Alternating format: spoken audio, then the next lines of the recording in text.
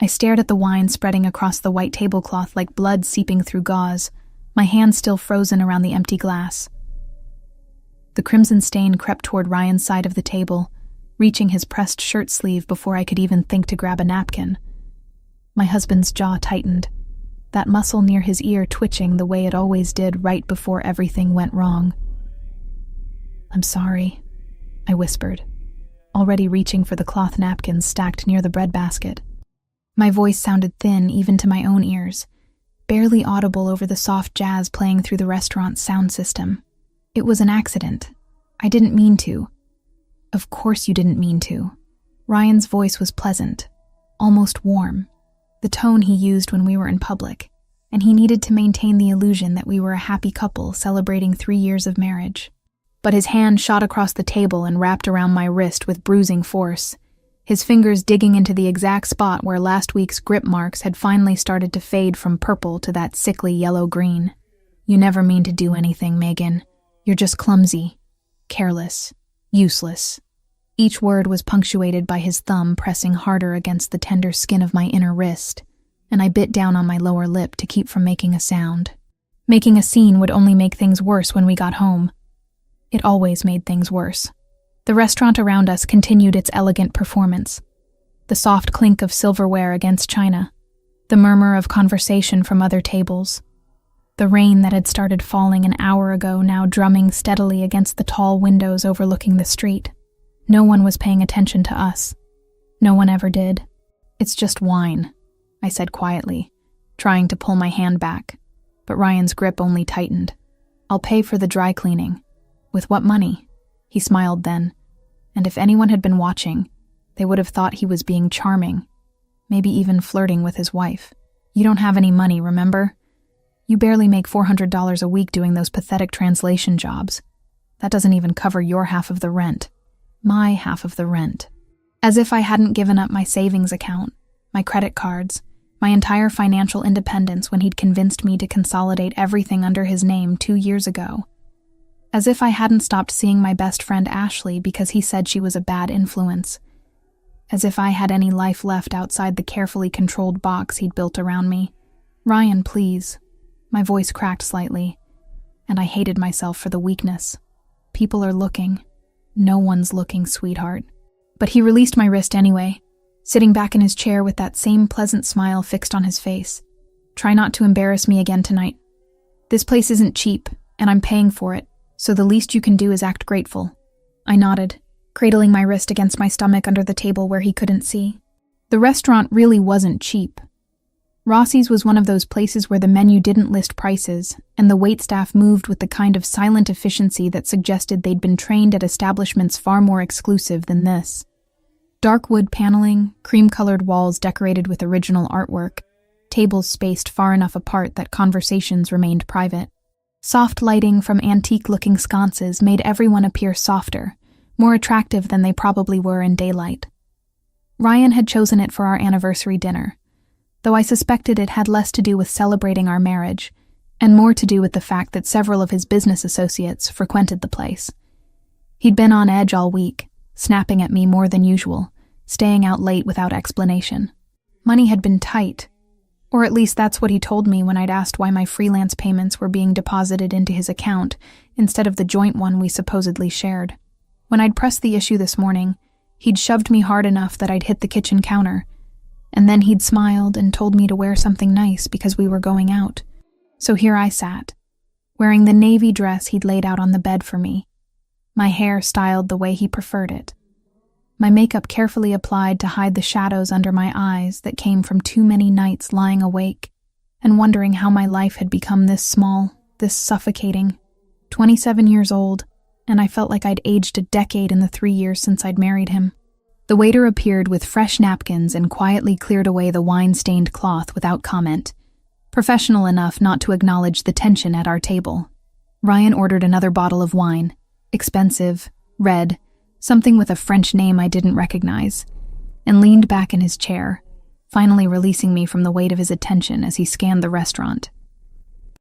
I used the moment to breathe, really breathe, letting air fill my lungs properly for the first time since we'd walked through the door. My wrist throbbed dully, and I knew without looking that there would be new bruises tomorrow to match the old ones. Long sleeves for the rest of the week. Maybe I'd tell Ashley I was sick again if she tried to stop by. Maybe. My gaze drifted past Ryan's shoulder to the table directly behind him, and I froze. 2 men sat there, engaged in what appeared to be a business dinner of their own, though their conversation had paused when Ryan had grabbed my wrist. The younger of the 2 was watching us with unconcealed interest, his expression somewhere between concern and calculation. He looked like he was in his early 30s, dark-haired, handsome in a sharp-edged way that suggested he spent a lot of time in the gym. But it was the other man who held my attention. He was older, maybe mid-30s, with black hair styled away from a face that could have been carved from stone for all the emotion it showed. Dark eyes. Brown, I thought, though the lighting made it hard to tell. Fixed on our table with an intensity that made my skin prickle. He wore a black dress shirt with the sleeves rolled to his elbows, revealing forearms covered in intricate tattoos that disappeared beneath the fabric. Expensive watch.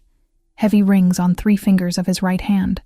And despite the casual way he sat, one arm draped over the back of his chair, there was something about him that screamed danger. Our eyes met across the space between tables, and I felt my breath catch. He wasn't just watching our table anymore. He was watching me, specifically, and the weight of his gaze made me feel simultaneously exposed and protected in a way I couldn't explain. For a long moment, neither of us looked away, and I had the strange sensation of being truly seen for the first time in years. Not as Ryan's disappointing wife, not as the woman who couldn't do anything right, but as a person with thoughts and feelings, and a right to exist without fear. Then Ryan shifted in his seat, breaking the spell, and I quickly looked down at my plate. "I need to use the restroom," Ryan announced, standing abruptly. He leaned down close enough that his breath ghosted across my ear. "Don't move. Don't talk to anyone. And for God's sake, try not to spill anything else while I'm gone."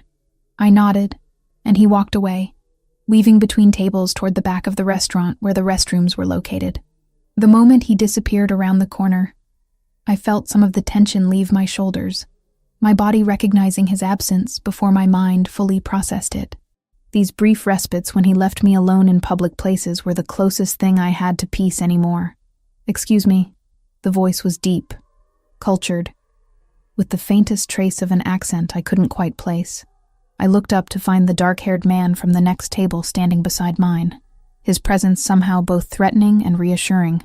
Up close, he was even more imposing, easily over 6 feet tall, built like someone who could handle himself in any situation, with a face that belonged on old Roman coins.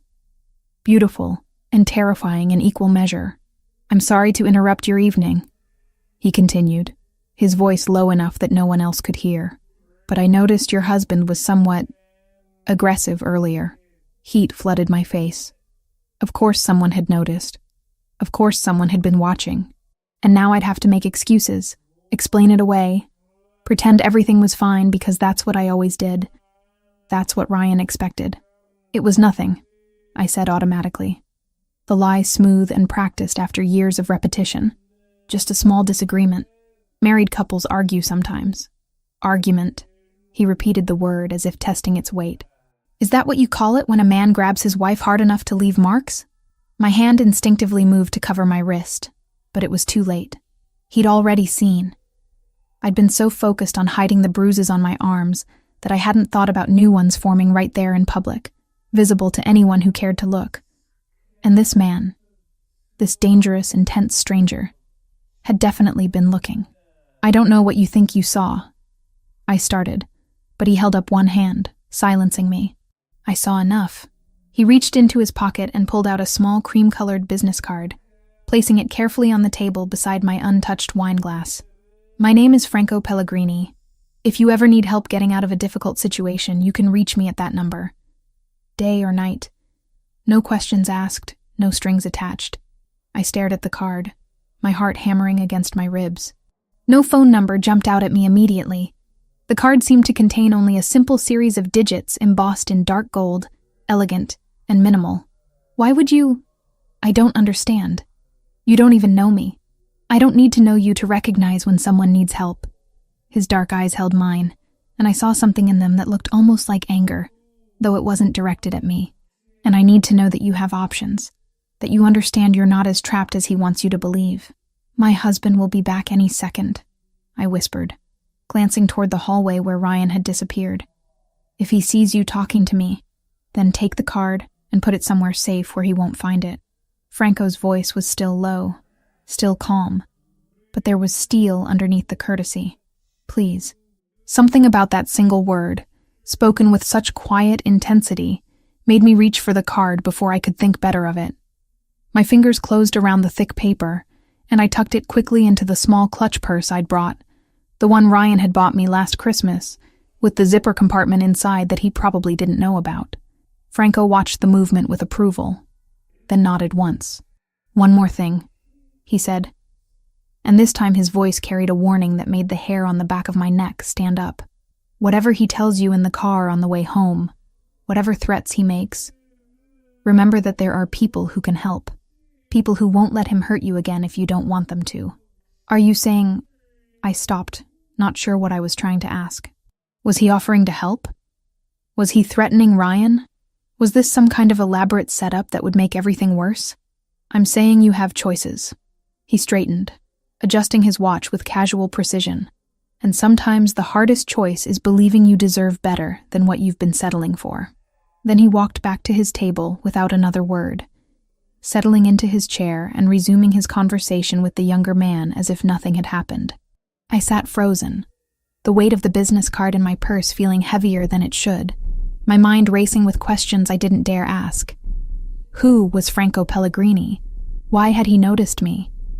And more importantly, why had his offer of help felt more genuine than anything anyone had said to me in years?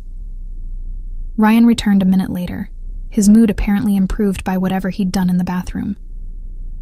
He smiled as he sat down, reaching across the table to pat my hand in what probably looked like an affectionate gesture to anyone watching. Ready to order, sweetheart? I nodded, managing a smile that felt like it might crack my face in half. Through the rest of dinner, I felt Franco's presence at the neighboring table like a physical weight, though I didn't dare look in his direction again. Ryan talked about his work, something involving accounts and transfers that he never explained in detail, and I made the appropriate noises of interest while pushing food around my plate and trying not to think about the card hidden in my purse. When the check finally came, Ryan paid in cash, counting out bills with the same careful precision he used for everything involving money. Then he stood, buttoned his jacket, and held out his arm for me in a parody of gentlemanly behavior that made my stomach turn. I took it because refusing would cause a scene, and we walked together toward the exit, Ryan's hand possessively tight on my elbow. The rain had intensified while we'd been inside, sheets of water cascading from the awning over the restaurant entrance and turning the street beyond into a blur of reflected headlights and neon signs. Ryan's car was parked 2 blocks away, and he hadn't brought an umbrella because he hadn't checked the weather and blamed me for not reminding him. We stood under the awning while he fumed about having to walk in the rain, his mood darkening with each passing second.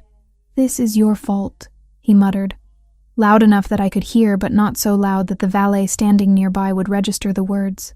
"If you hadn't spilled that wine, we would have been out of here 20 minutes ago before it really started coming down."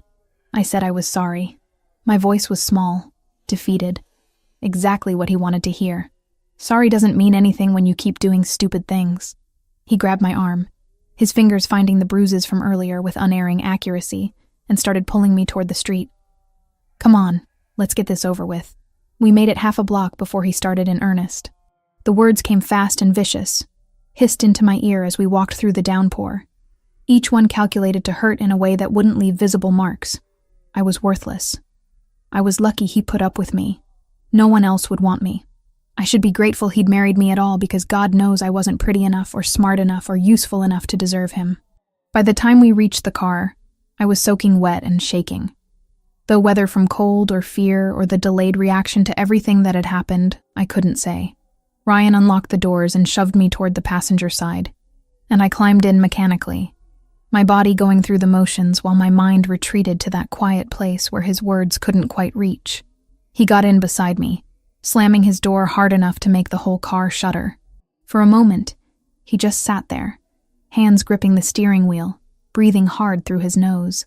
Then he turned to look at me, and the expression on his face made my blood run cold. "Shut up, or I'll make you," he said, his voice deadly quiet. "When we get home, you're going to pay for embarrassing me tonight. Do you understand?" I understood. I understood perfectly. This was the threat he always made, the promise of violence that hung over every interaction, every perceived slight, every moment of my existence in his presence. And there was nothing I could do about it except endure and hope that this time wouldn't be as bad as last time, that maybe he'd just yell and shove instead of using his fists. But as Ryan started the car and pulled into traffic, I felt the card in my purse pressing against my leg through the thin fabric, a small weight that felt like possibility. Franco Pellegrini's dark eyes had seen me, really seen me, and he'd offered help without expecting anything in return. Was it real? Could I trust a stranger who looked that dangerous? Who carried himself with that kind of barely restrained power? I didn't know. But for the first time in 3 years, I had something I hadn't had before. A choice. And maybe that was worth holding on to, even if I wasn't brave enough to use it yet. Back at the restaurant, Franco Pellegrini watched the couple disappear into the rain-soaked night, his expression thoughtful. His brother Joseph leaned forward, lowering his voice, even though the nearest table was several feet away and the ambient noise of the restaurant provided natural cover. "You gave her your card," Joseph observed, his tone carefully neutral. "Personal number and everything. That's unusual for you. She needs help." Franco's jaw tightened, and he reached for his wine glass, draining the remaining contents in one swallow. "And her husband is going to kill her eventually if someone doesn't intervene. Her husband who works for the Russos," Joseph added, pulling out his phone and scrolling through something on the screen. "Ryan Mitchell, 30 years old, mid-level money launderer for their East Coast operations. Moves cash through dummy accounts at 3 different banks. He's not important enough to be well protected, but he's connected enough that making him disappear would attract attention. I didn't ask you to make him disappear, though Franco's tone suggested he wouldn't object if it happened. I asked you to find out who she is and what her situation looks like. Facts, not solutions. Not yet." Joseph tapped his screen a few more times, then turned the phone so Franco could see. A driver's license photo filled the display. The same woman from the next table, though the picture had clearly been taken on a better day. No shadows under her eyes, no haunted expression. Just a normal 27-year-old woman named Megan Collins, with an address in Queens and an unrestricted status. Megan Collins. Joseph read from his phone. 27, freelance translator, specializes in Spanish and Portuguese. No criminal record, not even a parking ticket. Parents died in a car accident 5 years ago. Drunk driver ran a red light on the Long Island Expressway. No siblings. One close friend named Ashley Turner who works as a nurse at Mount Sinai. Married to Mitchell 3 years ago in a small civil ceremony. No social media presence, no recent photographs. Nothing that suggests she has much of a life outside her marriage. Isolated, Franco said quietly. Classic pattern. He's cut her off from everyone and everything, made her financially dependent, probably convinced her no one else would help even if she asked. Are you sure you want to get involved? Joseph pocketed his phone, his expression serious. The Russos already don't like us. Taking one of their employees' wives, even if it's for her protection, could be interpreted as an act of aggression. I don't care what the Russos think. Franco's voice carried the kind of absolute certainty that had made him one of the most respected and feared men in their organization. And Mitchell isn't important enough for them to start a war over. If they push back, we'll handle it. But that woman deserves a chance to escape, and I'm going to make sure she has one. Joseph studied his brother for a long moment, then nodded slowly. All right, what do you want me to do? Keep tabs on her. Discreetly. I want to know if Mitchell escalates, if she tries to leave on her own, or if she calls that number. And Joseph? Franco's dark eyes were hard as stone. If he puts her in the hospital or worse, I want to know immediately, before the Russos even find out. Understood. Joseph raised his wine glass in a silent toast, to choices and the courage to make them. Franco clinked his glass against his brother's, though his gaze had already returned to the rain-streaked windows and the street beyond, where somewhere in the city a woman named Megan Collins was probably wondering if the card in her purse was a lifeline or just another way to drown. 3 days. That's how long the card stayed hidden in my purse before everything fell apart. I'd almost convinced myself I wouldn't need it. Ryan had been surprisingly calm after the restaurant incident, absorbed in his work, barely speaking to me except to issue basic instructions about meals and laundry. I moved through our apartment like a ghost, translating documents at my laptop in the corner of the living room while he sat at the dining table with his own computer, typing furiously and taking hushed phone calls in another room. But on the third night, I made a mistake. "Ryan," I said during dinner, my voice tentative as I pushed pasta around my plate. "I noticed some charges on the credit card statement that came today. Almost $8,000 at a place called Meridian Holdings. I don't remember us buying anything." The fork clattered against his plate before I could finish. His head snapped up, and the look in his eyes made my blood turn to ice. "You went through my mail?" His voice was deadly quiet. "It was our joint card, I thought." "You thought." He stood slowly, deliberately, like a predator rising before an attack. "You thought you had the right to question how I spend money? Money that I earn while you sit at home doing your pathetic little translation jobs that barely cover groceries?" I stood too, instinct screaming at me to run, but there was nowhere to go in our small apartment. I wasn't questioning. I was just asking. His fist connected with my cheekbone before I saw it coming, the impact sending me stumbling backward into the kitchen counter. Pain exploded through my skull, white and blinding, and I tasted copper on my tongue. Before I could catch my breath, he grabbed a fistful of my hair and slammed my head against the cabinet behind me. "You don't ask questions." His face was inches from mine, spittle flying as he shouted. "You don't go through my things. You don't question my decisions. You don't do anything except what I tell you to do." He shoved me hard, and I crashed to the floor, my hip taking the brunt of the fall. Through the ringing in my ears, I heard him moving around the kitchen, opening drawers, and terror flooded through me. I scrambled to my feet and ran for the bathroom, the only room in the apartment with a lock on the door. I made it inside and slammed the door just as Ryan's footsteps pounded down the hallway.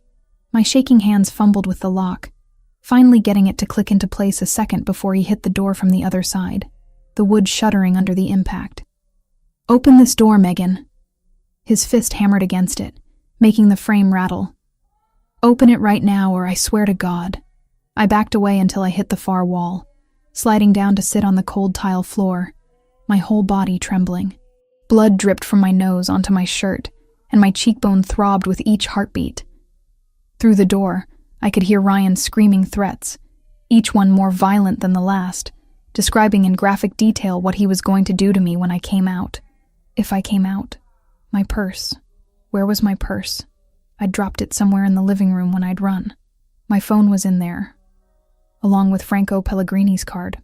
But there was no way to get to it without opening the door. And opening the door meant, wait, my old phone. The one Ryan had made me stop using 6 months ago, claiming the plan was too expensive. I'd hidden it in the bathroom cabinet behind the spare towels, keeping it charged with the charger I'd tucked in there too, some desperate part of me knowing I might need it someday. Ryan's pounding intensified, and I heard something crack in the doorframe. He was going to break through. Maybe not tonight, but eventually. I crawled to the cabinet, pulled out the phone, and turned it on. The screen lit up after a moment, showing a nearly full battery and no service. Ryan had canceled the plan, but it still had Wi-Fi capability. I connected to our home network with fingers that barely worked, then opened the browser and pulled up a new email account I'd created months ago, just in case. The card. I needed that number. Think, Megan. Think. I'd memorized it, hadn't I? Those 3 nights lying awake, staring at the ceiling while Ryan snored beside me, running the digits through my mind like a prayer. Yes, I remembered. I dialed the number through a calling app, praying it would work, praying someone would answer, praying this wasn't all a terrible mistake. It rang twice before a voice answered. Hello? Franco. Even through the app's tinny connection, I recognized that deep, cultured voice. It's Megan, I whispered, too terrified to speak louder. Megan Collins! You gave me your card at the restaurant 3 days ago. I need— Another crash against the door cut me off. The frame splintered visibly this time. Where are you? Franco's voice changed instantly, becoming sharp and focused. Exactly.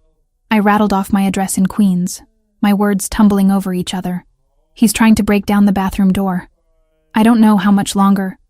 Lock yourself in. Don't come out for anyone except me or my people. We're 10 minutes away. How did you— I've had someone watching your building since you left the restaurant. I'll explain later. Do not open that door. The line went dead, and I clutched the phone to my chest, trying to breathe through the panic. Ryan had gone quiet on the other side of the door, which was somehow worse than the screaming. I could hear him moving around, opening drawers, and I knew he was looking for tools to break the lock. 7 minutes passed. Each one felt like an hour. Then I heard new voices in the apartment, deep and commanding. Men I didn't recognize. There was a brief scuffle, the sound of something heavy hitting the floor, and then Ryan's voice, high and panicked, saying words I couldn't make out. A knock at the bathroom door, gentle this time. Megan. Franco's voice calm and steady. It's safe now. Open the door. My legs barely held me as I stood and unlocked it. The door swung open to reveal Franco standing there in dark clothes, his expression carefully neutral as he took in my appearance. The blood on my face, the bruise already forming on my cheek, the way I was holding my ribs. Behind him, 2 large men had Ryan pinned against the living room wall. My husband's face was pale, his eyes wide with something that looked like genuine fear for the first time in years. Get her things, Franco said without taking his eyes off me. Everything she'll need. Documents, personal items. 5 minutes. One of the men disappeared into the bedroom. Franco stepped closer, his hand hovering near my shoulder but not quite touching. Can you walk? I nodded, though I wasn't sure it was true. There's a doctor waiting at a secure location. He'll examine you, treat your injuries, and document everything for legal purposes.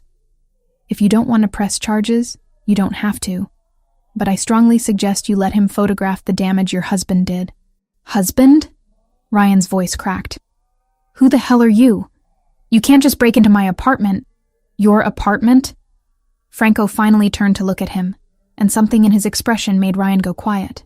This apartment is leased under both names. Your wife called for help. We provided it. If you'd like to dispute that with the police, I'm happy to call them.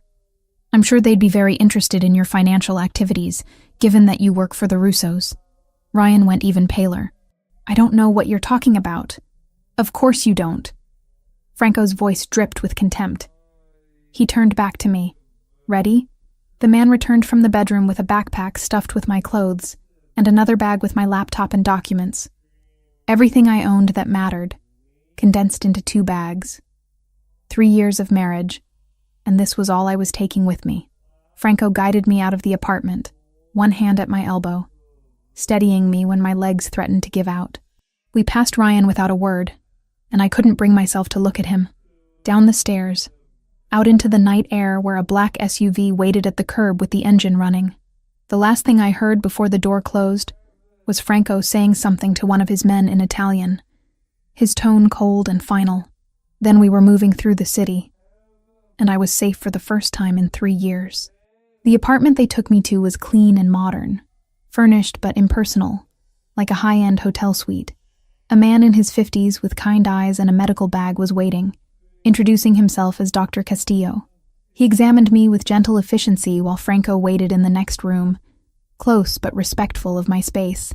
Bruised ribs, possible mild concussion, facial contusions, Dr. Castillo said as he worked. You're lucky he didn't break anything this time. Has it been like this for a while? 3 years. He didn't say anything, just photographed the injuries from multiple angles and gave me pain medication that started dulling the worst of the throbbing. When he finished, Franco returned. He sat in the chair across from me, maintaining distance, his expression serious.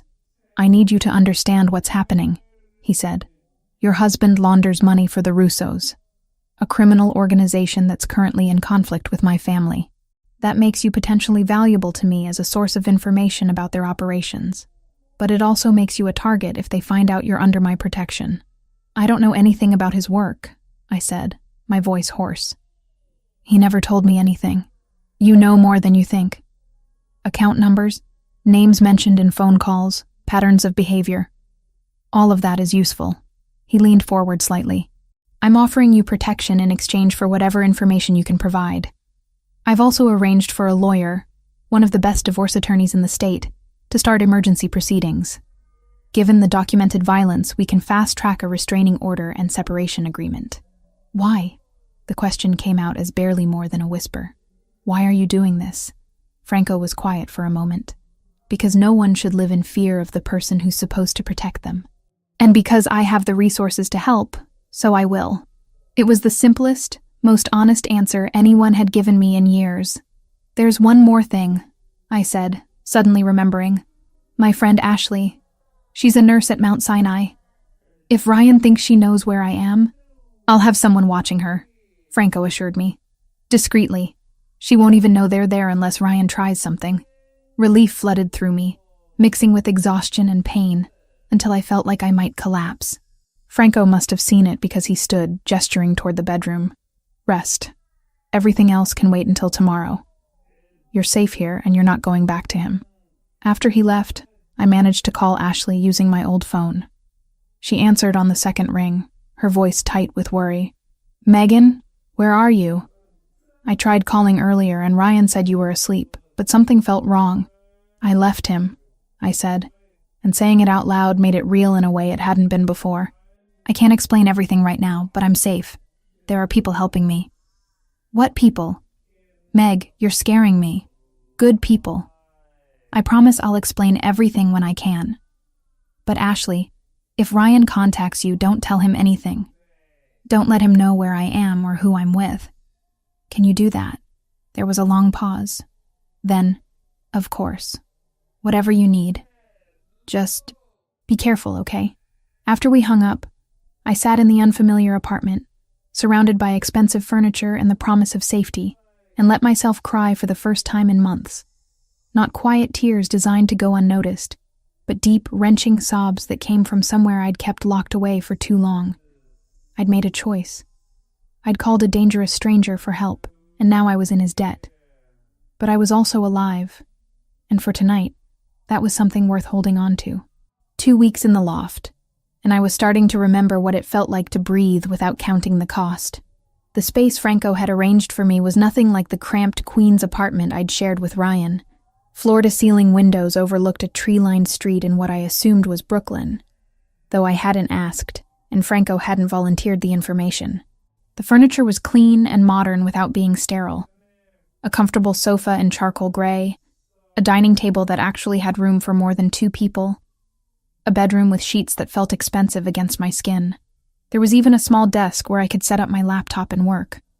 Work. I'd almost forgotten what it felt like to focus on something productive, to use my brain for translation instead of calculating escape routes or predicting Ryan's moods. The divorce lawyer Franco had connected me with, a sharp-eyed woman named Patricia Hale, who spoke in clipped, efficient sentences, had helped me retrieve access to the freelance accounts Ryan had hijacked. Turns out, when you have the right legal team and documentation of financial abuse, banks are surprisingly cooperative about restoring access. Within a week, I had 3 translation projects lined up. Spanish to English, Portuguese to English, nothing particularly exciting, but enough to make me feel human again. Enough to start rebuilding the financial independence Ryan had systematically destroyed. Franco visited on the 3rd day, ostensibly to check that I had everything I needed. He arrived in the afternoon carrying takeout from a Thai restaurant and a practiced expression of casual concern that didn't quite mask the intensity in his dark eyes. "How are you settling in?" he asked, setting the food on the kitchen counter. "It's good. More than good." I gestured vaguely at the apartment, aware of how inadequate the words were. "Thank you. For all of this. You don't need to keep thanking me." He started unpacking containers, the movements precise and controlled. "Have you eaten today?" The question caught me off guard. "I had coffee this morning." His jaw tightened slightly. "Coffee isn't food. Sit. We're eating." Something about the command should have set off alarm bells. Ryan had always controlled when and what I ate, using food as another tool of manipulation. But Franco's tone lacked Ryan's cruel edge. This felt less like control and more like someone who'd noticed I was neglecting basic self-care and decided to intervene. We ate at the small dining table, and Franco asked questions about my work, my translation projects, whether I needed anything for the apartment. Simple, practical questions that gradually eased into something more personal. He mentioned a book he'd been reading, some dense philosophical text I'd never heard of, and I found myself admitting I'd studied literature before marrying Ryan. Studied where? He asked. City College. I was working toward a degree in comparative literature, focusing on South American authors. Garcia Marquez, Allende, Borges. The names felt strange on my tongue after so long. I had to drop out after my parents died. The insurance money barely covered funeral expenses, and Ryan convinced me to focus on work instead of school. Franco's expression darkened. He convinced you to give up your education. He said it was practical, that we needed the income more than I needed a degree. I pushed food around my plate. Looking back, I think he just didn't want me to have something that was mine, something he couldn't touch. Education is power, Franco said quietly, and power is the last thing men like him want their victims to have. The word victim hung between us, uncomfortable and accurate. I'd spent 3 years avoiding that label, telling myself I was just in a bad situation, that it wasn't really abuse if he didn't hit me every day, if I could still function. But sitting across from Franco, seeing the recognition in his eyes, I couldn't maintain the denial. Tell me about your parents, he said, changing the subject with surprising gentleness. So I did. I told him about the car accident 5 years ago, the drunk driver who'd run a red light on the Long Island Expressway and taken both of them in an instant. How I'd been 22 and completely unprepared for the weight of funeral arrangements and estate settlements. How Ashley had been the only person who'd helped me through it, bringing food and handling phone calls when I couldn't form sentences. And Ryan? Franco asked. I met him 6 months after they died. He seemed stable, reliable, like exactly what I needed when everything felt chaotic. I laughed, the sound bitter. He was good at that, sensing what people needed and becoming it long enough to trap them. Franco listened without interrupting, and when I finished, he simply nodded. My mother died when I was 17. Cancer. It took 8 months from diagnosis to the end. The admission surprised me. Franco didn't seem like someone who shared personal information easily. Yet here he was, offering pieces of himself like an exchange of vulnerabilities. I'm sorry, I said. She made me promise to use whatever resources I had to protect people who couldn't protect themselves. His voice was steady, matter of fact. At the time, I didn't understand what that would mean, what resources I'd have access to, what kind of life I'd lead. But I've tried to honor that promise. Is that why you helped me? Partly. He met my gaze directly. Also because watching him hurt you and doing nothing would have made me complicit. I don't accept complicity. The visits became more frequent after that. Franco would stop by every few days, usually bringing something. Coffee from a place that apparently made it the way I liked. Books he thought I might enjoy based on our conversations. Once a plant, because he'd noticed the apartment felt sterile. Small gestures that somehow didn't feel invasive, just thoughtful. I started noticing details about him, the way he listened with complete attention, as if whatever I was saying mattered more than anything else happening in his world. How he was different around me than around the security personnel who occasionally checked the apartment. Softer somehow, less guarded.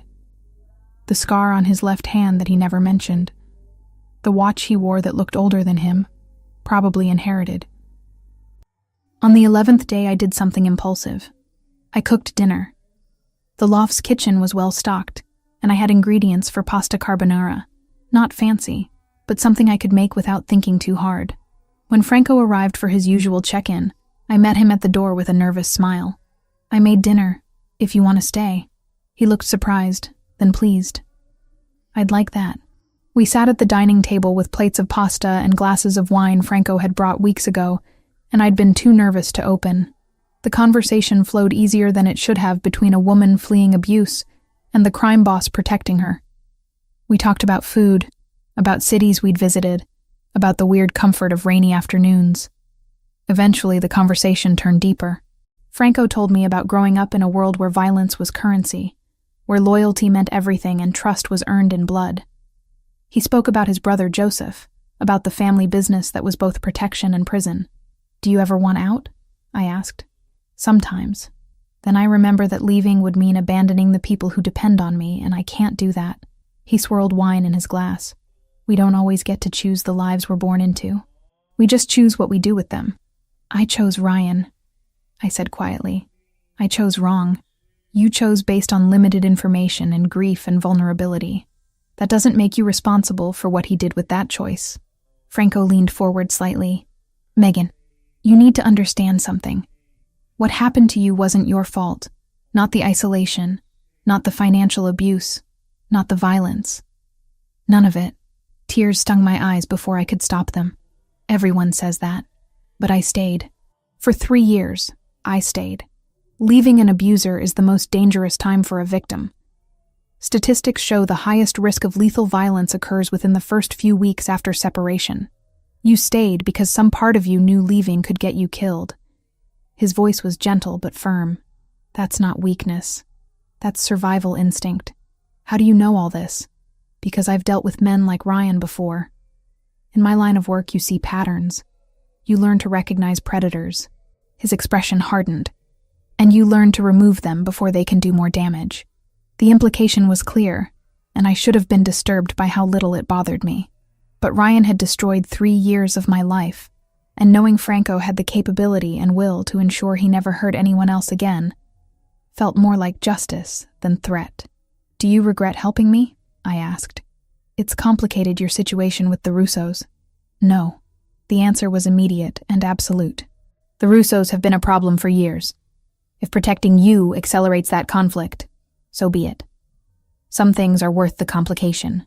We finished dinner in comfortable silence, and when Franco left, he paused at the door. "You're doing well, Megan. Rebuilding takes time, but you're stronger than you think." After he left, I stood at the window watching the street below, feeling something unfamiliar stirring in my chest. Not just gratitude or relief, but something warmer, something dangerous given the circumstances. I was starting to care about Franco Pellegrini in ways that had nothing to do with the protection he offered. Ashley visited on day 14, finally able to take a few hours away from her nursing shifts. Franco had approved the visit, sending a car to pick her up and ensuring she understood the security protocols. She arrived looking equal parts worried and relieved, pulling me into a hug the moment the door closed. "Oh my God, Meg. I've been so scared." "I'm okay. I'm safe." She pulled back, studying my face. The bruises had faded to yellow-green, barely visible under makeup. "Has Ryan tried to contact you? The restraining order is in effect. If he tries anything, Franco's people will know immediately." "Franco." Ashley repeated the name with obvious skepticism. "The guy who's housing you. What exactly does he do, Meg?" "He's in security." The lie tasted wrong, but I couldn't explain the full truth. "He has resources, connections. He can keep me safe in ways the police can't." "And what does he want in return?" I'd expected the question, but it still stung. "Information about Ryan's work." That's it. Ashley didn't look convinced, but she didn't push. Instead, she looked around the apartment, taking in the expensive furniture and the view. "This is a nice place. It's temporary." "Is it?" She met my eyes. "Meg, I'm glad you're out. I'm glad you're safe. But be careful, okay? Men who have this kind of power, who can just make problems disappear, they're not safe either. He's not Ryan." "I know, but that doesn't mean he's good for you." She squeezed my hand. "Just promise me you'll be careful. Don't trade one cage for another." After she left, I thought about her words. Was I trading cages? Franco had given me freedom. Freedom to work, to move around the apartment, to make my own decisions. But I was still under his protection, still dependent on his resources, still living in his property. The difference was that Franco's cage came with kindness and respect, with books and conversations and the space to heal. And maybe that's what scared me most. Not that Franco was dangerous. I'd known that from the moment I saw him at the restaurant, but that I was starting to want to stay in this particular cage, even after the threat was gone. That somewhere in the past 2 weeks, Franco Pellegrini had become more than my protector. He'd become someone I looked forward to seeing, someone whose opinion mattered, someone who made me feel seen in ways I'd forgotten were possible. I wasn't sure what that meant for either of us. But as I returned to my laptop and the translation work waiting there, I couldn't shake the feeling that the next chapter of my life was going to be far more complicated than simple survival. 1 month after I'd fled my apartment in Queens, Patricia called with news that should have felt more triumphant than it did. "The restraining order is holding," she said, her voice brisk and efficient through the phone speaker. "Ryan hasn't violated it once, which suggests he's either taking it seriously or someone has convinced him that approaching you would be a very bad idea. Additionally, the federal investigation into his employer's financial activities is progressing rapidly. Your ex-husband is going to have bigger problems than a divorce very soon." "That's good," I said, though the words felt hollow. Good didn't begin to cover the complicated relief of knowing Ryan was being held accountable, that his crimes were finally catching up with him. "The divorce proceedings are moving forward. Given the documented abuse, financial control, and ongoing criminal investigation, I expect we'll have preliminary agreements within 6 weeks." "You're doing everything right, Megan." After we hung up, I sat at the loft's window, watching people move through the street below. A month, 4 weeks since that terrible night when I'd locked myself in the bathroom and called a stranger for help. 4 weeks of healing, working, slowly rebuilding the pieces of myself that Ryan had systematically dismantled, and 4 weeks of Franco visiting regularly, bringing books and coffee and conversations that made me remember what it felt like to be treated like a person instead of a possession. I was restless. The loft was comfortable, safe, but it was also starting to feel like another kind of cage, gentler than Ryan's apartment, but still confining. I needed to go somewhere, do something normal, prove to myself that I could exist in the world again, without falling apart. The bookstore. There was one I'd loved before marrying Ryan, a small independent place in the village that specialized in used books and had comfortable reading chairs scattered between the stacks. I hadn't been there in 3 years, but I could still remember the smell of old paper and coffee, the way afternoon light filtered through the front windows. When Franco arrived that afternoon for his usual check-in, I was already wearing my jacket. "I need to go out," I announced before he could say hello. "To a bookstore. I know there's security protocols and risks and whatever else, but Franco, I've been in this apartment for a month and I'm going insane. I need to do something normal." He studied me for a long moment, his dark eyes unreadable. Then he nodded. "All right, I'll take you. You don't have to. I want to." He gestured toward the door. "And if you're going to venture out for the first time, I'd prefer to be there personally. Humor me." The drive to the village took 20 minutes, and I spent most of it pressed against the window like a kid on a road trip, drinking in the sight of people going about their ordinary lives. Franco sat beside me in the back seat, quiet but present, occasionally pointing out changes to the neighborhood since I'd last been out. The bookstore was exactly as I remembered it, cramped and cluttered and perfect. The owner, an older woman with wild gray hair, looked up when we entered and broke into a smile. "Megan Collins, I haven't seen you in years. Where have you been hiding?" "Life got complicated," I said, the understatement of the century. "But I'm back now." Franco followed me through the narrow aisles, his large frame somehow managing not to knock over the precariously stacked books. I ran my fingers along spines, pulling out titles randomly and reading back cover descriptions. He did the same, occasionally showing me something and raising an eyebrow in question. "Love's Dangerous Embrace," I read from one particularly lurid romance novel he'd found. Listen to this description. She was a simple farm girl. He was a billionaire CEO with a dark secret. Their love would either save them both or destroy everything they held dear. Oh my God, that's terrible. Terrible? Franco's lips twitched. "I think it sounds very dramatic. Maybe we should buy it." "Absolutely not. I'm curious now about the dark secret. What if it's actually well written?" "It's not. You haven't read it." I laughed, actually laughed, and the sound felt foreign in my own throat. When was the last time I'd laughed like that? "Fine. Buy it if you want. But I'm not reading it." He tucked the book under his arm with exaggerated solemnity. I'll read it and report back. We spent an hour browsing, debating the merits of various authors, building small stacks of books that grew steadily larger. Franco had surprisingly good taste. He gravitated toward philosophy and history, but also picked up a poetry collection that made me reassess my assumptions about mob bosses and their reading habits. Coffee? The bookstore owner called from the small cafe area at the back. On the house for my long-lost customer. We settled into worn armchairs with cups of hot chocolate. The cafe didn't actually serve coffee, just various chocolate drinks and tea, and I felt something in my chest loosen. This was normal. This was what people did on ordinary afternoons. Read books, drank hot chocolate, talked about nothing important. Thank you, I said quietly, for bringing me here, for not making me feel like I'm being paranoid or demanding by wanting to leave the apartment. You're not paranoid. You're healing. Franco set down his cup.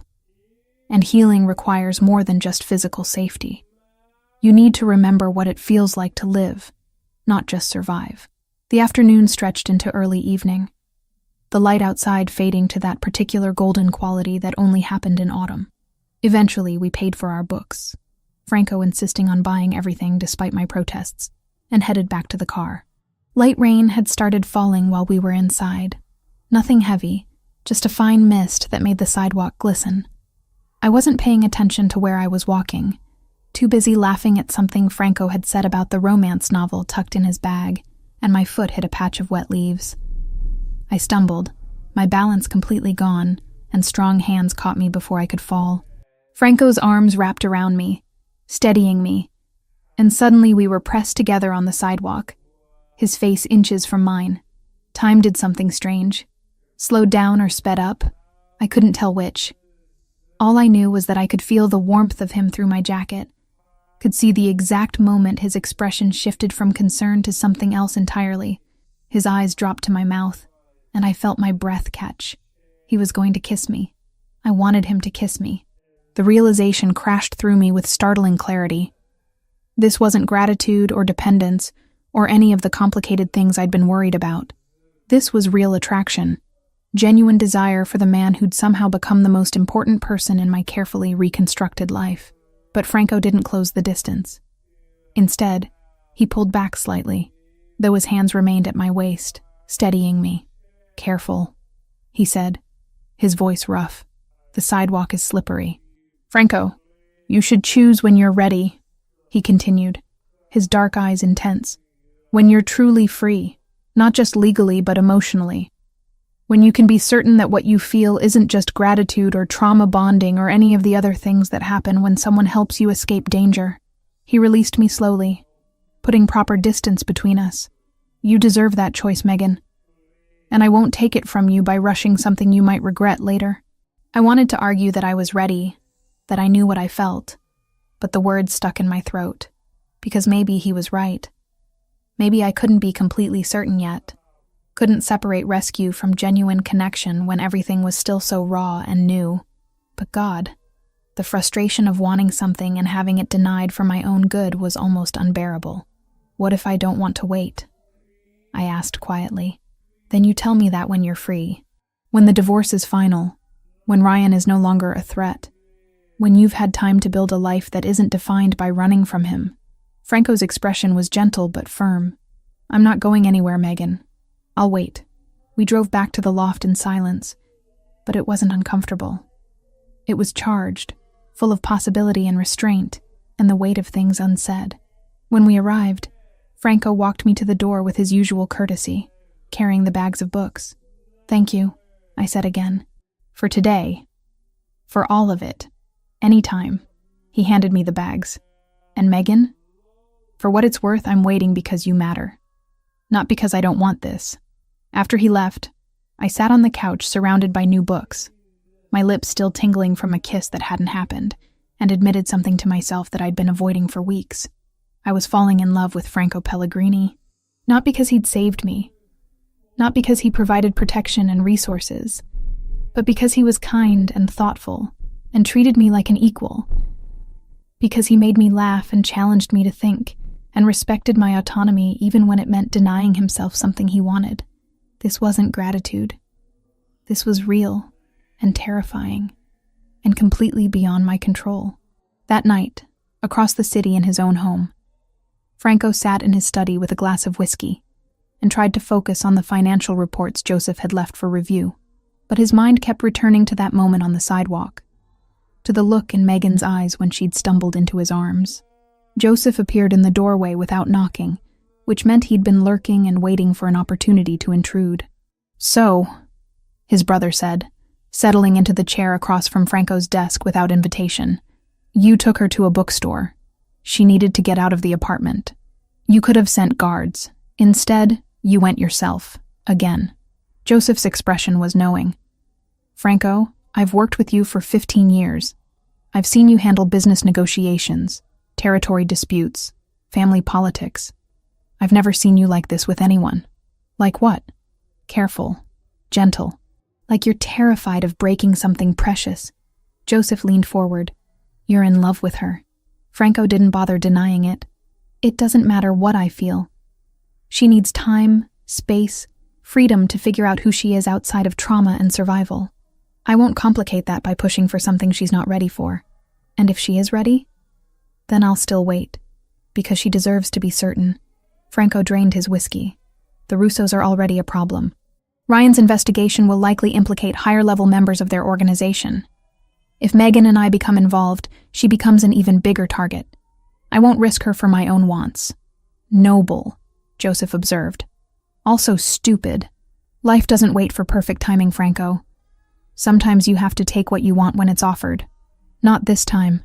Franco's voice was final. "Not with her. She gets to choose on her terms when she's ready." End of discussion. But after Joseph left, Franco sat alone in his study and acknowledged the truth he'd been avoiding. Megan Collins had become more important to him than any strategic advantage against the Russos, more valuable than any business deal or territory expansion. She mattered in a way that scared him, and he would do whatever it took to ensure she had the freedom to choose her own future, even if that future didn't include him. 6 weeks after I'd left Ryan, he found me. I was working on a translation project at my laptop, completely absorbed in converting a Portuguese legal document into English, when I heard shouting from the street below. At first, I ignored it. This was New York, after all. People shouted all the time. But then I heard my name, slurred and furious, and my blood turned to ice. I moved to the window carefully, staying back from the glass, and looked down. Ryan stood on the sidewalk outside the building, his shirt untucked and his face red with alcohol, or rage, or both. 2 of Franco's security guards had positioned themselves between him and the entrance, their postures calm but ready. "Megan!" Ryan screamed again, his voice carrying up to my 3rd-floor window. "I know you're in there. You can't hide from me forever." My hands shook as I pulled out my phone and called Franco. He answered on the first ring. "I'm already on my way," he said before I could speak. "Stay away from the windows. Lock the door. I'll handle this." "How did he find me?" My voice came out as barely more than a whisper. "We'll discuss that after I deal with your ex-husband." The line went dead, and I moved away from the window, pressing my back against the wall and trying to control my breathing. This was supposed to be safe. This building, this apartment, this new life. It was all supposed to be protected. But Ryan had found me anyway, and now he was here. And all the progress I'd made over the past 6 weeks felt like it was crumbling. 10 minutes passed. I heard a car arrive, heard new voices joining the chaos below. Then silence. Terrible, complete silence that somehow felt worse than the shouting. A knock at my door made me jump. "Megan, it's Franco. Open up." I unlocked the door with trembling fingers. Franco stood there looking completely composed except for his eyes, which burned with barely controlled fury. Behind him, I could see one of his guards stationed in the hallway. "Is he gone?" I asked. "He's being escorted back to Queens with a very clear message about what will happen if he attempts this again." Franco stepped inside, closing the door behind him. "Are you all right? Patricia will make sure what he did out there is recorded as a violation of the restraining order," Franco added, his voice flat. "If he tries anything like that again, the police will have grounds to act immediately." "I'm fine, shaken, but fine." I wrapped my arms around myself. "How did he find me?" "The Russos have been conducting surveillance. Street cameras, license plate tracking, standard observation techniques. They must have spotted one of my cars and traced it back to this building. His expression was grim. I should have anticipated this. I'm sorry. It's not your fault. Ryan works for them. Of course they'd be looking. I moved to the couch, my legs suddenly unreliable. What happens now? Now I adjust security protocols and move you somewhere they can't track as easily. He sat beside me, maintaining a respectful distance. Joseph is already working on identifying how extensive their surveillance has been and shutting it down. We'll make sure this doesn't happen again. I should have felt relieved. Franco was handling everything, protecting me the way he'd promised, but all I felt was exhausted and angry, and something else I couldn't quite name. For 6 weeks, I'd been rebuilding myself, reclaiming pieces of my life that Ryan had taken, and now he'd violated even this safe space, reminded me that no matter how far I ran, he could still reach me. I want to see you deal with them, I said suddenly. The Russos. I want to understand what you actually do, who you really are beyond the man who brings me coffee and talks about books. Franco was quiet for a long moment. That's not a side of me I wanted you to see. I don't care what you wanted. I care about the truth. I turned to face him directly. You've been protecting me, giving me space to heal, treating me like I'm fragile. But Franco, I'm not fragile. I survived 3 years with Ryan. I'm stronger than you think, and I need to understand exactly who I'm trusting with my life. Something shifted in his expression. All right, come with me tonight. I have a meeting with some associates about the Russian situation. You can observe, ask questions afterward. But Megan, once you see that part of my world, you can't unsee it. Are you certain? I'm certain. That evening, Franco took me to a building I'd never been to before. Nondescript from the outside, but clearly a hub of his operations inside. We went to an office on the top floor, where Joseph and 3 other men I didn't recognize were waiting. Maps covered one wall, along with photographs I didn't look at too closely. I sat in a corner while they discussed strategy in a mix of English and Italian, their voices low and businesslike. They were planning how to neutralize the Russian surveillance, how to send a message that would make them back off without starting an open war. The conversation was practical, almost boring in its tactical details, but underneath it all, I could hear the threat of violence. These were men who could make problems disappear, and they were discussing it like other people discussed quarterly reports. Franco was different here. Still controlled, still intelligent, but harder somehow. When he spoke, everyone listened. When he made a decision, no one questioned it. This was the mob boss Ryan had been terrified of, the man whose reputation preceded him in whispers. And watching him, I didn't feel afraid. I felt protected. The meeting ended around 10. Joseph and the others left, but Franco stayed, turning to where I sat quietly observing. Questions? You're going after the people who helped Ryan find me. Yes. Carefully. Strategically. But yes. They crossed a line when they targeted you. He moved closer. Does that disturb you? It should, I admitted. But it doesn't. Does that make me a terrible person? It makes you someone who understands that sometimes the only way to stop predators is to be more dangerous than they are. He studied my face. You're not afraid of me. No. I've seen what fear looks like. I lived with it for 3 years. This isn't that. I stood, closing the distance between us. Thank you for letting me see this. For not pretending to be something you're not. Megan, I know what you're going to say. That I should wait. That I need more time. That I might be confusing gratitude with something else. I reached up and placed my hand against his chest, feeling his heartbeat quicken. But I've had 6 weeks to think about this. 6 weeks to figure out who I am outside of Ryan's control. And Franco, I'm choosing this. I'm choosing you. Not because you saved me, but because you make me feel alive again. His hand covered mine. Warm and steady. You're certain? Stop asking me that. I pulled him down and kissed him before he could protest further. For a heartbeat, he held still, giving me one last chance to change my mind. Then his control broke, and he kissed me back with an intensity that stole my breath. His arms wrapped around me, pulling me close, and I felt safer and more wanted than I had in years. We barely made it to the private room attached to his office before the rest of our clothes became an impediment. Franco was gentle despite the urgency, checking with me at every stage, making sure I was truly there with him and not lost in bad memories. When we finally came together, it felt like reclaiming something I'd thought was lost forever. Not just physical pleasure, but genuine connection with someone who saw me as an equal. Afterward, we lay tangled together on the sofa, my head on his chest, his fingers tracing lazy patterns on my shoulder. "I love you," he said quietly into the darkness. "I've been trying not to, but I do. I love you too." The words felt both terrifying and inevitable. Morning came too soon. Joseph knocked on the door around 7, his timing suggesting he knew exactly what had happened but was too professional to comment. Franco dressed quickly and let his brother in while I stayed wrapped in his jacket, watching them discuss the surveillance situation. "We identified the cameras," Joseph reported. "Russians have been tracking vehicle movements in and out of this building for 2 weeks. They also have someone watching from an apartment across the street. We've shut down the cameras and convinced the watcher to relocate." "Convinced?" I asked. Joseph's expression was bland. Persuaded, firmly. "The loft isn't secure anymore," Franco said, turning to me. "I'm moving you to my primary residence. The estate has better security, more controlled access points. You'll be safer there while we deal with the Russian problem." "Your house?"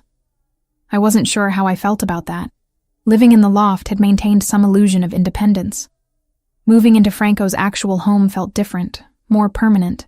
"Just until this is resolved," he assured me. "Unless you want to stay longer. The choice is yours." Everything with Franco came back to choice. He gave me options where Ryan had given ultimatums, offered protection where Ryan had imposed control. The difference was staggering.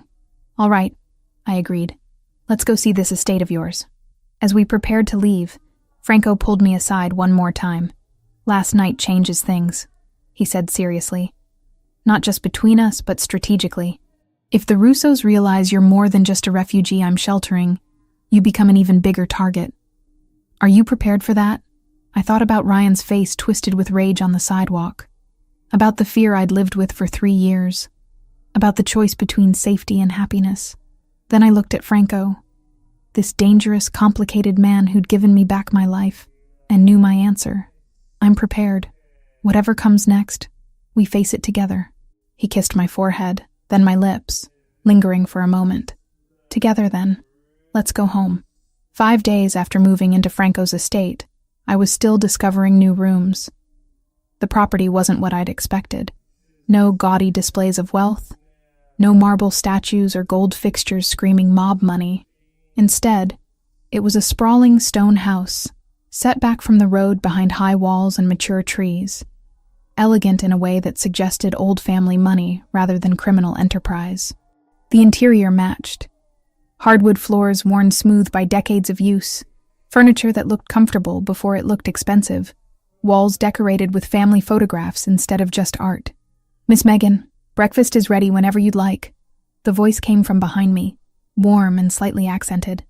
I turned to find a woman in her 60s with silver-streaked dark hair, pulled into a neat bun, wearing simple black pants and a cream blouse. Her face was kind, the sort that looked like it smiled often. "You must be Sophia," I said, remembering Franco mentioning his housekeeper. "I am. And you must be the woman who's turned this house upside down in the best possible way." She gestured toward the kitchen. "Come, sit. You're too thin. We need to fix that." Something about her maternal tone made me relax instantly. I followed her to a kitchen that was clearly the heart of the home, large but cozy, with copper pots hanging from hooks and the smell of fresh bread filling the air. A plate appeared in front of me loaded with eggs, toast, fruit, and pastries I couldn't name. "Sophia, this is too much. Nonsense. Eat." She poured coffee without asking if I wanted any, somehow knowing I took it black. "Mr. Franco tells me you've had a difficult time. Food helps. Trust me, I've been feeding this family for 15 years. I know what helps." I ate while she moved around the kitchen with practiced efficiency, and we talked. She told me about Franco's mother, about how she'd hired Sophia when Franco was just 19 and already taking on more responsibility than any teenager should carry. How she'd watched him grow into the man he was now. Harder than his mother would have wanted, but still carrying her kindness underneath all that carefully maintained control. "He's different with you," Sophia observed, refilling my coffee. "Lighter somehow. Like he remembers there's more to life than duty and obligation." Before I could respond, Joseph appeared in the doorway, his hair still damp from a shower. "Sophia, please tell me you made those almond pastries." "Yes, you did. You're a saint." He grabbed one from the counter and turned to me with a grin. "Morning, Megan. Sleep okay?" "The walls are thick here, so you shouldn't hear Franco pacing at 3 a.m. like he does when he's working through problems." "Joseph," Sophia chided, but she was smiling. "What?" "She should know what she's getting into." He sat beside me, stealing a piece of fruit from my plate. Franco's habit of thinking out loud at unreasonable hours. His weird thing about organizing books by color instead of author. The way he gets obsessive about pasta sauce and will literally stand at the stove for 2 hours getting it perfect. Despite myself, I laughed. Joseph had a way of making everything feel normal, like living in a mob boss's fortified estate was just regular Tuesday morning conversation. "Don't let him fool you," Sophia said, pointing a wooden spoon at Joseph. "This one is just as particular about his espresso. God forbid anyone use the wrong grind setting. That's different. Espresso is science. And pasta sauce isn't?" I listened to them bicker affectionately and felt something warm settle in my chest. This was family. Not the toxic, controlling version I'd known with Ryan, but genuine care and connection. They were including me effortlessly, making space for me in their dynamic without making a production of it.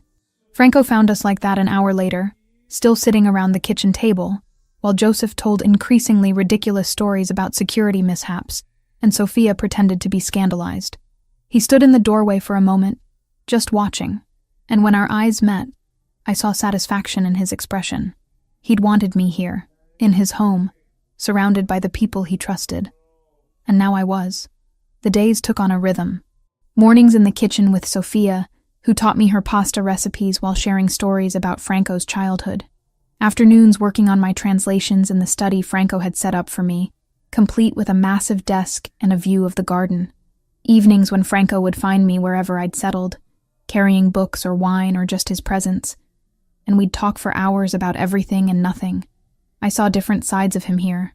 The leader who commanded absolute respect when his people came to the house for meetings, his voice carrying authority that made grown men straighten their spines, but also the private Franco who read philosophy books in the garden, who made breakfast on Sophia's day off with surprising skill, who woke gasping from nightmares he wouldn't discuss. But that left him shaken until I held him. 2 weeks into living at the estate, we had the conversation I'd been both anticipating and dreading. We were in his study late at night, the house quiet around us. Franco sat behind his desk reviewing documents while I curled in the leather chair across from him with a novel. Comfortable silence, the kind that came from being genuinely at ease with someone. Then he set down his pen and looked at me directly. "I need to tell you something," he said, "and I need you to really hear it." My stomach tightened. "Okay, I never expected this." "You? Us?" He gestured between us. "I've spent 15 years building walls, keeping distance, making sure I never cared about anyone enough that losing them would destroy me. And then you walked into my restaurant, and all of that careful control became worthless. Franco, let me finish, please." He stood, moving around the desk to lean against it. Closer, but still maintaining space. "My world is dangerous. Not just occasionally, not just when things go wrong. Constantly. Inevitably dangerous. People I care about become targets. Relationships become leverage. And I'm terrified that bringing you into this, letting you matter to me the way you do, will get you killed." The raw honesty in his voice made my throat tight. "Then why did you bring me here?" "Because keeping you at arm's length was killing me anyway. And because you deserve to choose your own risks instead of having them chosen for you." He ran a hand through his hair, frustrated. "I'm being selfish. I know that. I want you here, in my home, in my life, but I need you to understand what that means." I set down my book and stood, crossing to where he leaned against the desk. "I understand better than you think. I spent 3 years with a man who used fear as currency, who made every day about survival. You're dangerous, Franco. But not to me. Never to me. And yes, your enemies might see me as leverage, but that's a risk I'm choosing to take. Why? The question was almost desperate. Why would you choose this? Because you treat me like an equal, not a possession. Because you give me choices instead of ultimatums. Because when you look at me, you see a person with thoughts and dreams and autonomy, not just something to control. I placed my hand on his chest, feeling his heartbeat quicken. I love you, Franco. Not the protection you offer, not the safety or resources. You, the man who brings me coffee and argues about books and makes terrible jokes to see me smile. That's who I'm choosing. His hands came up to frame my face, gentle despite their strength. I love you too. More than is probably wise. More than is certainly safe. Then we'll be unwise and unsafe together. I pulled him down into a kiss that was both promise and surrender. When we finally broke apart, Franco rested his forehead against mine. My family needs to know, officially, that you're not just under my protection. That this is real. Are you sure? I've never been more certain of anything.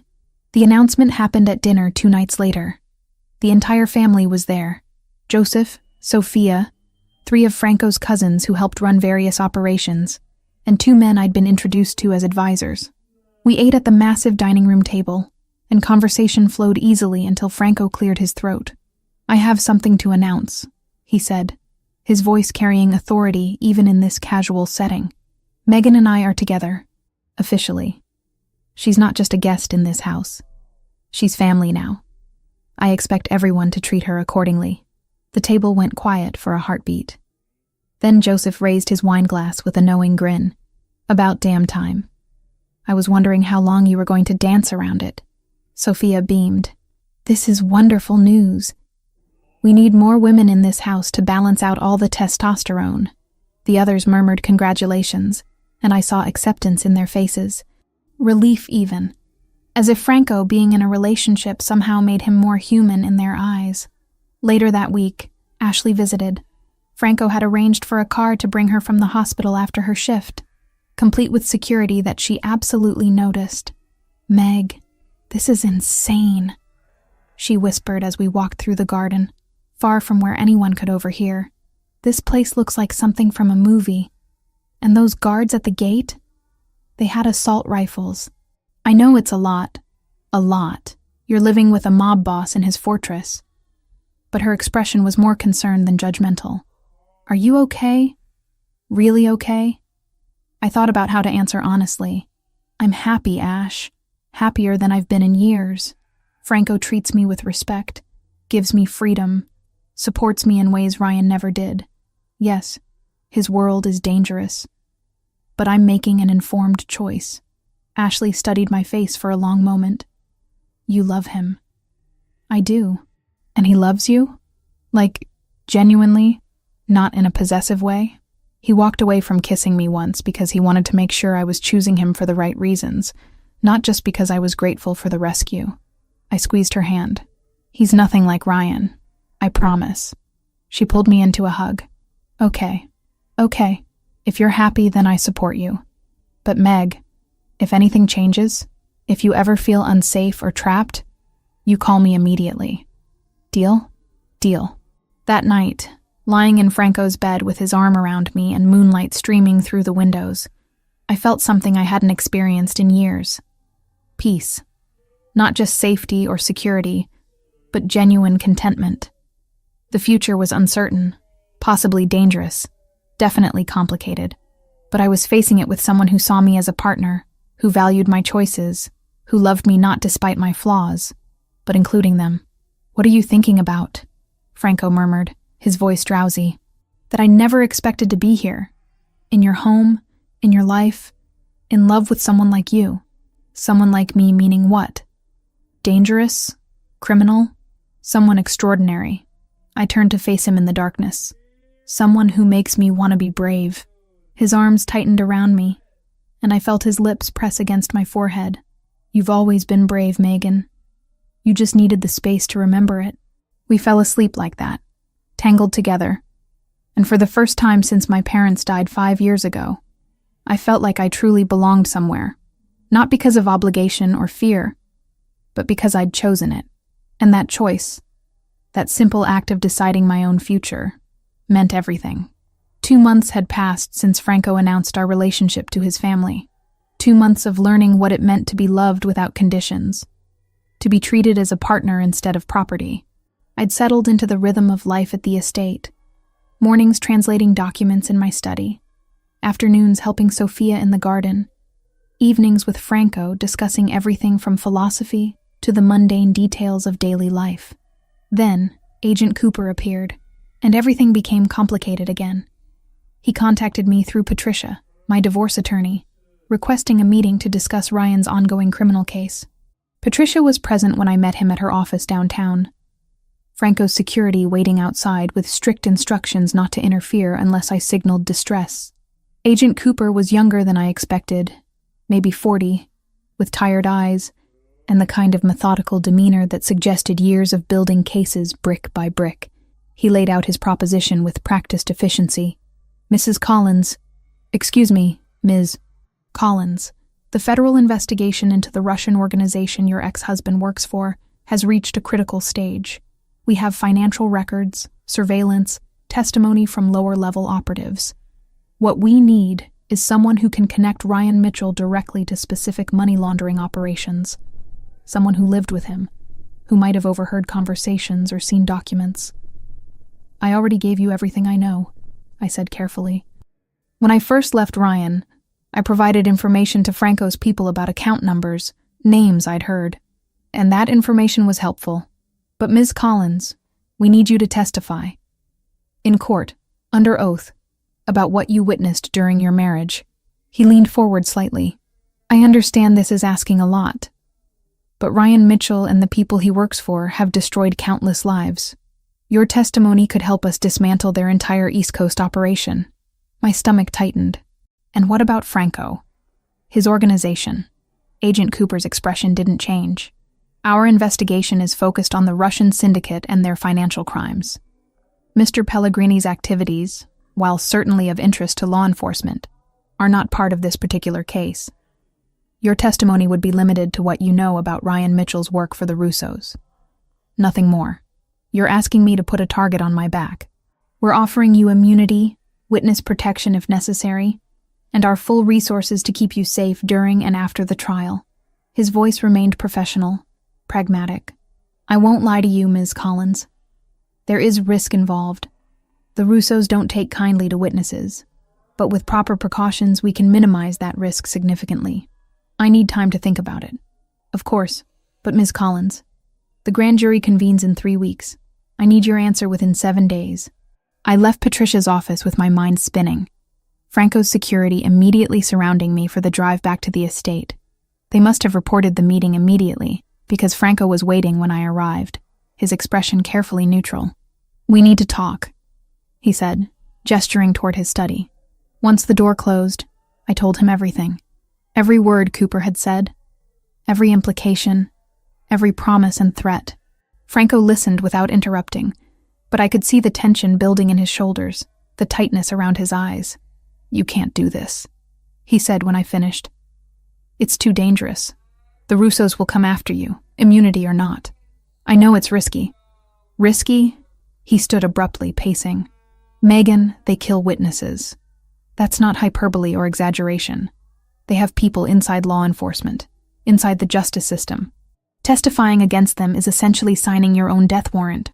So I just let Ryan walk free? Let the Russos keep destroying lives? You let the FBI build their case another way. His voice rose, frustration breaking through his usual control. There are other witnesses, other evidence. You don't have to be the one who... Franco, I stood, moving into his path. I appreciate that you want to protect me, but this is my choice to make. A choice that could get you killed. A choice that's mine. We stared at each other, and I saw the war happening behind his eyes. His need to keep me safe battling against his respect for my autonomy. Before either of us could speak again, Joseph appeared in the doorway. Sorry to interrupt, but I could hear you two from the hallway. He closed the door behind him and looked at his brother seriously. Franco, you're doing it again. Doing what? Trying to make decisions for her. Joseph crossed his arms. Megan's an adult. She survived, Ryan, built a new life, chose to be with you knowing all the risks that entails. She's not fragile, and she's not yours to control. I'm not trying to control her. Then stop telling her what she can and can't do. Joseph's voice was firm but not unkind. You're scared. I get it. But that doesn't give you the right to take away her voice. Franco's jaw clenched, and for a moment I thought he'd argue. Then his shoulders dropped slightly, and he turned to me. You're right. Both of you. He ran a hand through his hair. I'm sorry, Megan. That was out of line. You were scared, I said softly. I understand that. Fear doesn't justify taking away your choice. He moved closer, taking my hands. What do you want to do? I'd been thinking about it since leaving Patricia's office, weighing the risks against the possibility of finally holding Ryan accountable for everything he'd done. Not just to me, but to all the people his money laundering had hurt. I want to testify, but only about Ryan and what I witnessed directly. Nothing about you or your family. Franco nodded slowly. Then we'll make sure that's exactly what happens. I'll have my lawyers coordinate with the prosecution, establish clear boundaries about what topics are admissible, and we'll arrange security that satisfies both the FBI and my own people. The Russos will retaliate, Joseph pointed out. Then we'll be ready for them. Franco's voice carried absolute certainty. If Megan's testifying against Ryan, she's doing it with every protection we can provide. The next week was a blur of meetings with lawyers, prosecutors, and security personnel. Franco's legal team negotiated the scope of my testimony down to specific incidents related to Ryan's work, with strict prohibitions against questions about Franco or his organization. The FBI agreed reluctantly, apparently deciding limited testimony was better than none. Preparation sessions were exhausting. Patricia and Cooper walked me through potential questions, taught me how to answer clearly without volunteering extra information, explained courtroom procedures. Franco sat in on several sessions, his presence both comforting and slightly intimidating as he evaluated every aspect of the FBI's protection plan. 2 days before I was scheduled to testify, the Russos made their move. I was leaving Patricia's office after a final prep session when 3 men approached on the sidewalk. Not obviously threatening, just moving with purpose toward where I stood with Franco's guards. One of them called my name, and I saw his hand reaching into his jacket. Franco's security reacted instantly, positioning themselves between me and the men while pushing me toward the car. Shouts, movement too fast to follow. And then I was in the SUV with the door slamming shut, and the engine already running. Are you hurt? The driver asked, pulling into traffic. No, I'm fine. What just happened? Intimidation attempt. They wanted you to know they could reach you. His voice was calm, professional. Mr. Pellegrini has been notified. We're taking you directly to the estate. Franco met me at the door, his expression carefully controlled until he pulled me into his arms, holding me tight enough that I felt his heartbeat racing against my chest. I'm okay, I whispered. I know you are. He pulled back, framing my face with his hands. But Megan, if you want to back out, no one would blame you. I'm not backing out. My voice was steadier than I felt. They're trying to scare me. I won't let them win. The testimony itself was anticlimactic compared to the build-up. I sat in a witness box for 3 hours, answering questions about conversations I'd overheard, documents I'd seen, Ryan's work patterns, and unexplained income. The defense attorney tried to rattle me, suggested I was lying for revenge or money. But Patricia had prepared me well. I stuck to facts, answered only what was asked, and never mentioned Franco's name once.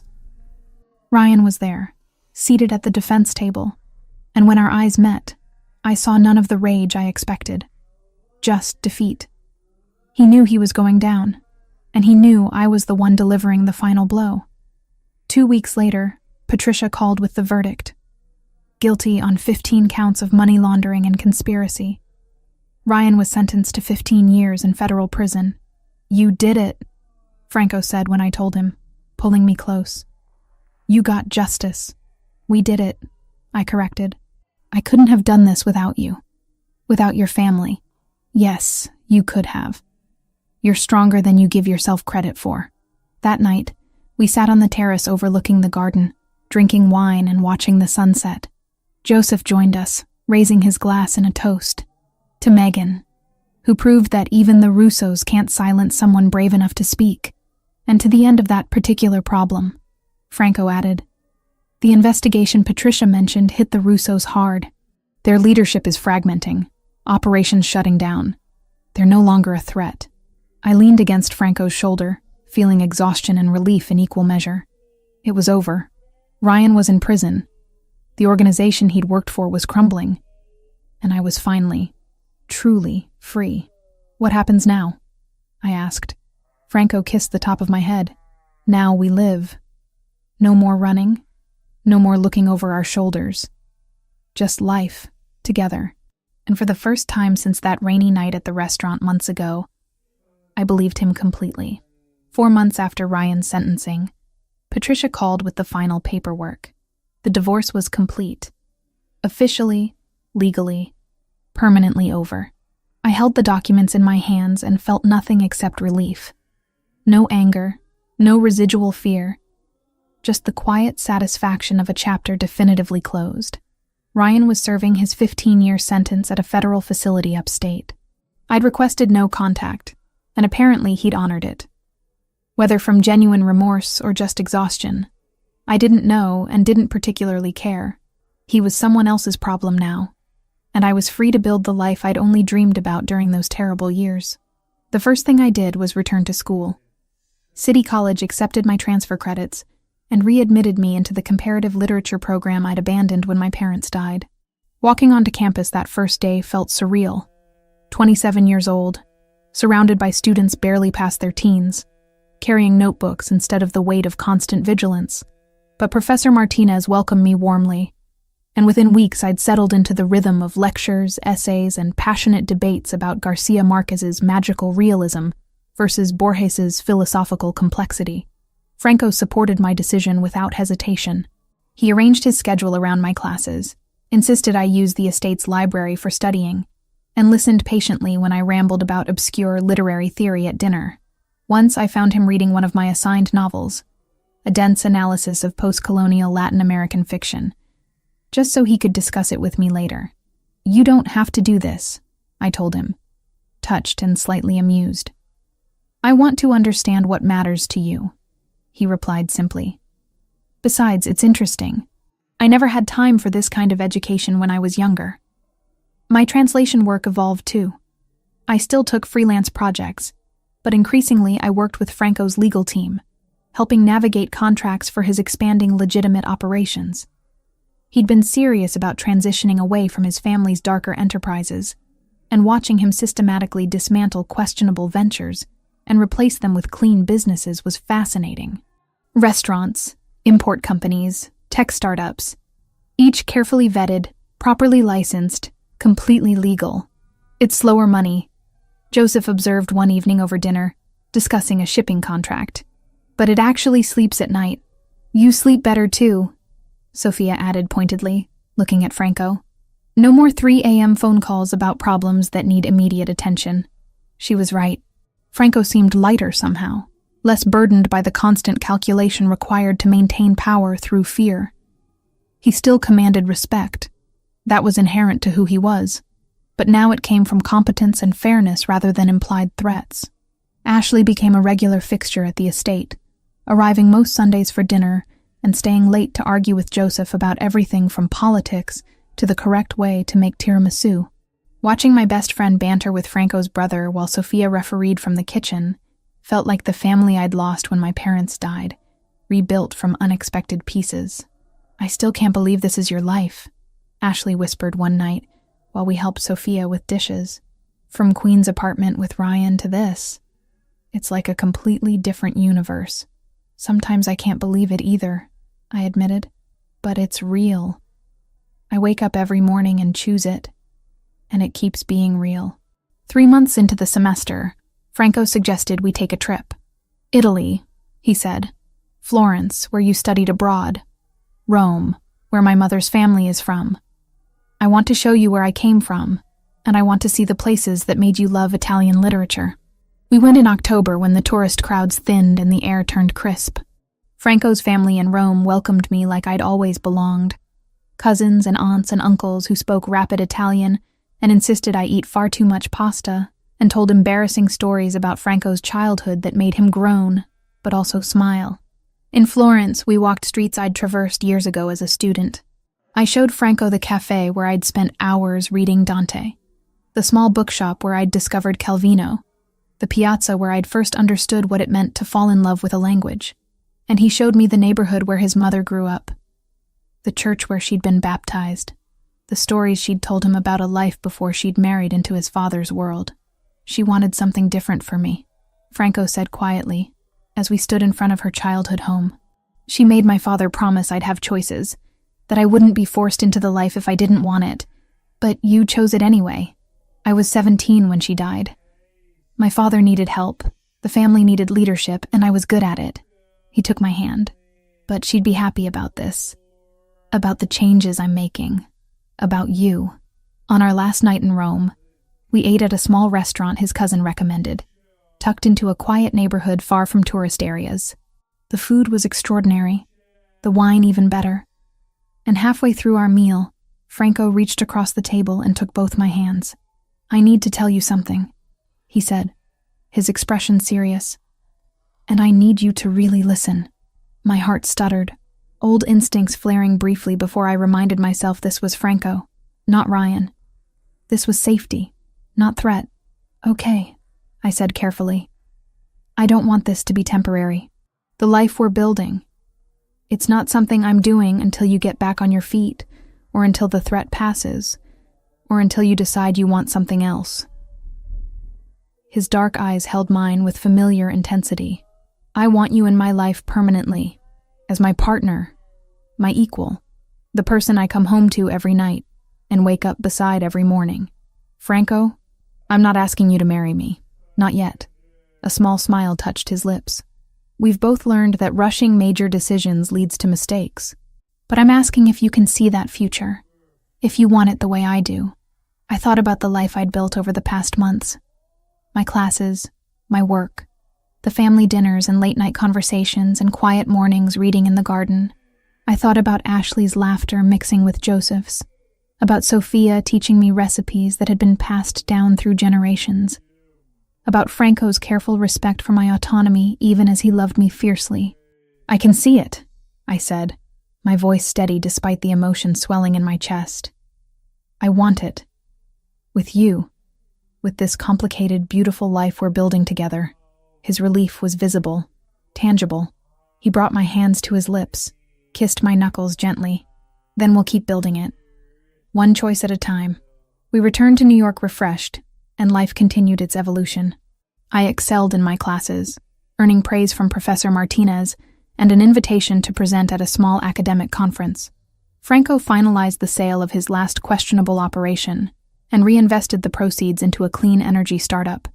Ashley started dating Joseph, which somehow felt inevitable and perfect. Sophia hired an assistant so she could spend more time in her own garden instead of just maintaining Franco's. 6 months after the divorce was finalized, I graduated. The ceremony was small, but my people were there. Ashley cheering loudly, Joseph whistling, Sophia wiping tears, and Franco sitting in the front row looking prouder than my own father had at my high school graduation. That evening, we went back to Rossi's. Franco had purchased it months ago, kept the original staff and menu, but updated the management. The owner who'd sold it to him had been ready to retire, and Franco had made sure everyone kept their jobs with better pay and benefits. We sat at the same table where I'd spilled wine on Ryan all those months ago. The same table where Franco had first noticed my fear and decided to do something about it. But now we sat side by side instead of separated by threats, our hands intertwined on the white tablecloth. "To new beginnings," Franco said, raising his glass. "And to the woman who chose to stay when running would have been easier. To the man who gave me choices," I countered. "And to building something better than what came before." We clinked glasses and drank, and through the window I could see the city lights reflecting off wet pavement. It was raining, just like that first night, but now the sound was soothing instead of ominous. Outside was possibility and future, and the life I'd fought to claim, and sitting beside me was the man who'd helped me remember I was strong, I was worthy. I deserved more than survival. I deserved happiness. And for the first time in years, I had it.